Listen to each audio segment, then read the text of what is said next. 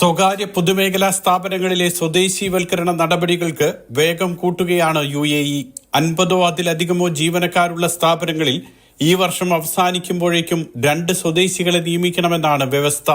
20 മുതൽ 49 ജീവനക്കാർ വരെയുള്ള സ്ഥാപനങ്ങളിൽ അടുത്ത വർഷം ഒരു സ്വദേശിയെ നിയമിക്കണം.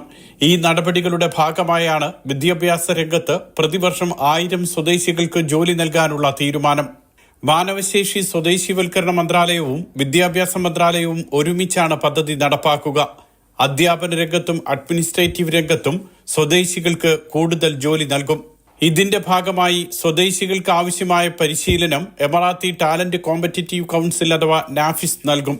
നഴ്സറി, പ്രൈമറി സ്കൂൾ മുതൽ എല്ലാ വിദ്യാഭ്യാസ സ്ഥാപനങ്ങളിലും സ്വദേശികളെ കൂടുതലായി നിയമിക്കാനാണ് തീരുമാനം. അറബിക് ഭാഷാ പഠനം, ഇസ്ലാമിക് സ്റ്റഡീസ്, സോഷ്യൽ സ്റ്റഡീസ് എന്നിവയിലെല്ലാം സ്വദേശികൾക്ക് പരിഗണനയുണ്ടാകും. ഉന്നത വിദ്യാഭ്യാസ രംഗത്ത് ലീഡർഷിപ്പ് തലത്തിലേക്കും സ്വദേശികളെ ഉയർത്തിക്കൊണ്ടുവരും. 4 വർഷം കൊണ്ട് 4000 സ്വദേശികൾക്ക് സ്വകാര്യ വിദ്യാഭ്യാസ രംഗത്ത് ജോലി നൽകുകയാണ് ലക്ഷ്യമെന്നും മന്ത്രാലയം വ്യക്തമാക്കി. Mathrubhumi news, Dubai.